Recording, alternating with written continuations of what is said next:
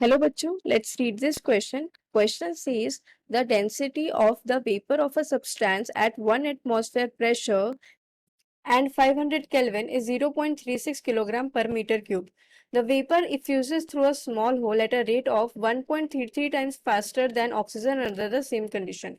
We have to determine first molecular weight, then molar volume, then compression factor Z of the vapor, and then we have to find out finally which forces among the gas molecules are dominating, the attractive forces or the repulsive forces. All right. First of all, key concept देखो क्या use करेंगे. Key concept. की concept में बच्चों हम Graham's law of diffusion, जिसे हम Graham's law of effusion भी बोल सकते हैं, वो यूज करेंगे.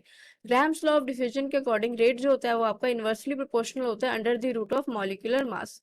तो यहाँ पे जो हम फॉर्मूला यूज करेंगे वो होगा rate of vapour divided by rate of O2 gas will be equals to under the root molecular mass of O2 gas divided by molecular mass of vapour. ठीक है, वेपर का नाम तो नहीं पता हमें कौन सी गैस का वेपर है, तो हम यहाँ पे V यूज कर रहे हैं टर्म. ठीक है, then we will use molar volume. Molar volume क्या होता है आपका? नॉर्मल मोलर मास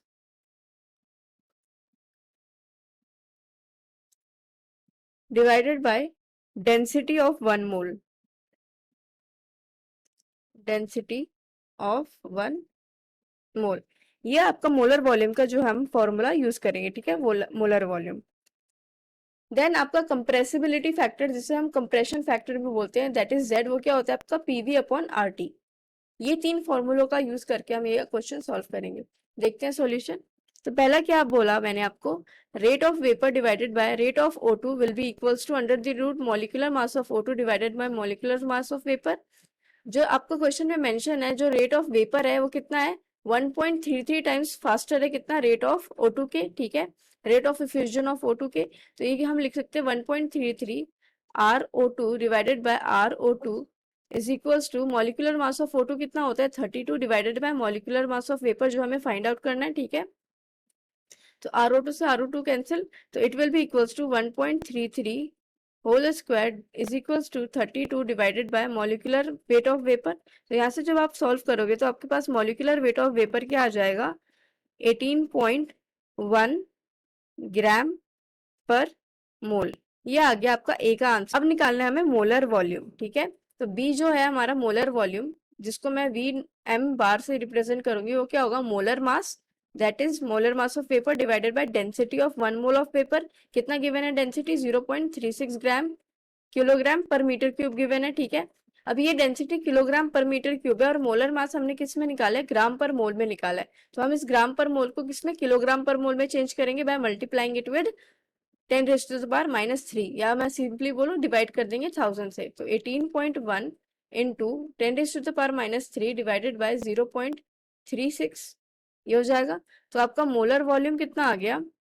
यहाँ से molar volume will be equals to 50.26 into 10⁻³ metre cube. ठीक है, क्योंकि किलोग्राम से किलोग्राम ये आपका कट जाएगा.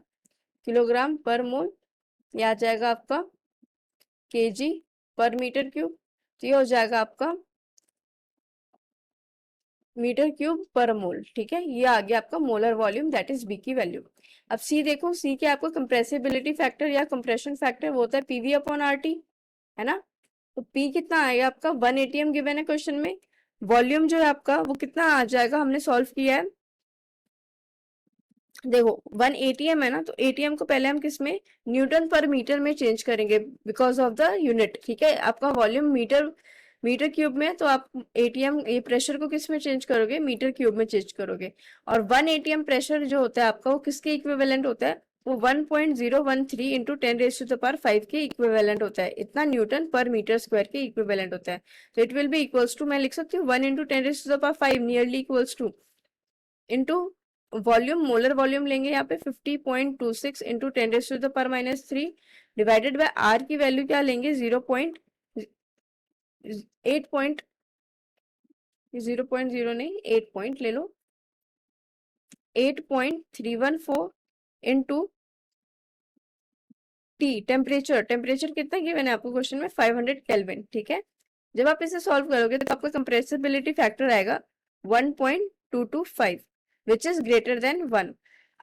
आपका कंप्रेसिबिलिटी फैक्टर ग्रेटर देन 1 है, तो ये क्या रिप्रेजेंट कर रहा है कि आपके जो मॉलिक्यूल है, गैस मॉलिक्यूल है, उसके बीच में कैसे फोर्सेस काम कर रहे होंगे? Repulsive forces. तो कौन से फोर्सेस डोमिनेंट है? रिपल्सिव